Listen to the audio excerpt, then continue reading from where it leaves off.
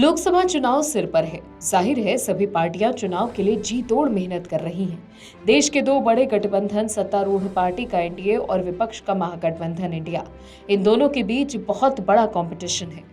लोकसभा चुनाव से पहले एक सर्वे सामने आया। इस सर्वे के जरिए जनता का मन टटोलने की कोशिश की गई है कि जनता एनडीए के साथ जाएगी या फिर इंडिया को जीत का स्वाद चखाएगी।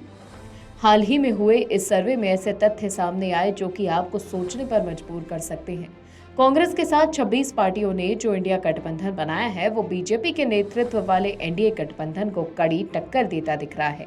सर्वे के मुताबिक दोनों गठबंधनों के बीच वोट शेयर का अंतर केवल 2% है, लेकिन 2% वोटों के चलते अंतर बढ़ गया है। इस सर्वे में एनडीए को 43% वोट शेयर मिल रहे हैं, जबकि इंडिया को 41%। जहां एक ओर बीएसपी सुप्रीमो मायावती अकेले चुनाव लड़ने का राह अलाप रही हैं, वहीं दूसरी ओर बीएसपी इंडिया अलायंस में शामिल होती है तो 2% वोट आसानी से इंडिया की झोली में डाल सकती है।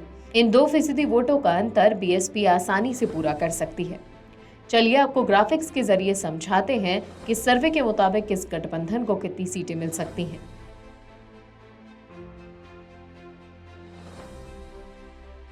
सर्वे के आंकड़ों के मुताबिक एनडीए इस बार फिर पूर्ण बहुमत हासिल कर सकता है। ये सर्वे 15 जुलाई से 14 अगस्त के बीच किए गए। सर्वे में देश के सभी राज्यों के 25,951 मतदाताओं से कुछ सवाल किए गए, जैसे कि लोकसभा चुनाव अगर अभी होता है तो किस गठबंधन को कितनी सीटें मिलेंगी, क्या इंडिया अलायंस बीजेपी के नेतृत्व वाले एनडीए गठबंधन को टक्कर दे सकता है। इस सर्वे में एनडीए की सीटों में तो कमी देखने को मिल ही रही है, लेकिन ये गठबंधन पूर्ण बहुमत के साथ वापस आ सकता है। यहाँ तक कि बीजेपी अकेले ही 272 सीटों पर बाजी मार सकती है।